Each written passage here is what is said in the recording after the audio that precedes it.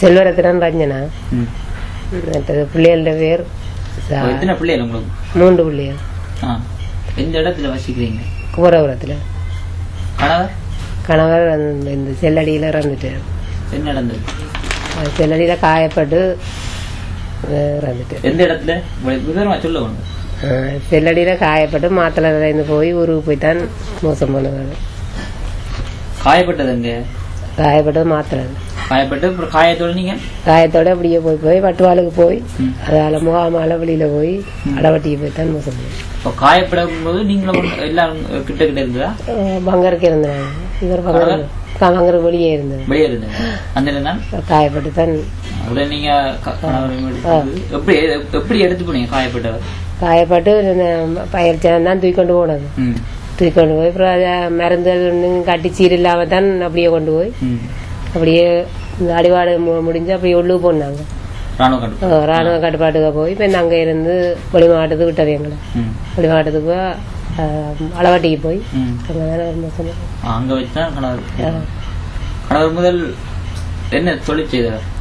ஒரு நிலையான ஒரு வருமானம் இல்லையா. நான் அண்டண்டாடு சிவியம் தான் நான் நல்ல முறையில வச்சிருந்தேன். நல்ல வசதியா இருந்தாங்க. இப்போ இடம்பெயர்ந்து வந்த உலகம் இங்க வந்து இப்ப 7 மாசம் ஆகுனாங்க. இங்க திரும்பி வந்து வந்தவங்கள பாதிக்கப்பட்ட வீடை திருத்தி வந்தவங்க என்ன வீடு திருத்தி இப்பதான் வீட்டு திட்டத்துக்கு ஓகே பண்ணிருக்கணும். ஆனா ஒன்றும் தரையில. வருமானத்துக்கு என்ன செய்யணும்? வருமானத்துக்கு நான் இப்ப தச்சுத்தானே இந்த பிள்ளைகளை நான் வளர்க்குறேன். சாப்பாடு வருமானம் காணாததானே என்ன செய்யறோம். ஏதோ கொண்டு மூத்த மகள் 19 வயசு படிச்சு கொண்டிருக்கா. படிச்சு கொண்டிருக்கிறா. மற்ற அவையும் படிச்சு கொண்டிருக்குது. இப்போ அவளும் ஆண்டு 8 படிக்கிறா. மற்ற வைஷ்ணவன் ஆண்டு 3 படிக்கிறேன். சரியான கஷ்டத்தின் மத்தியில தான் நாங்கள் இப்போ சீவிச்சு கொண்டிருக்கிறோம்.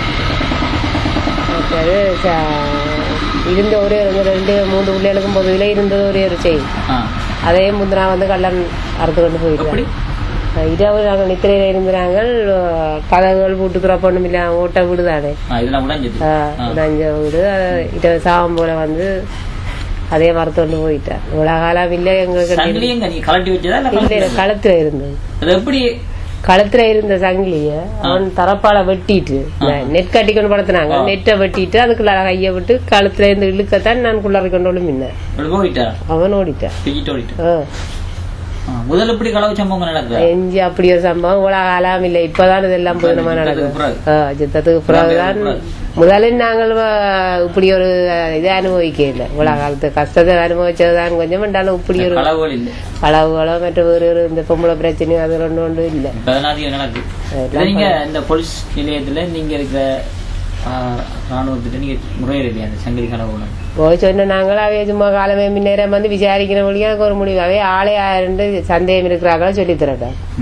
நாங்க ஆளையே காணாம என்ன சந்தேகம் சொல்றது. இந்த பொருளையும் கொடுத்தா பார்த்தாம இருக்கிற சிலதுக்கூட பகைய வளர்க்க. இப்ப நீங்க உங்களுக்கு வருமானம் இப்ப இப்போதைக்கு இந்த தையலாலதான் உங்களுக்கு படிப்பு சாப்பாடு செலவு எல்லாம் போய் கொண்டு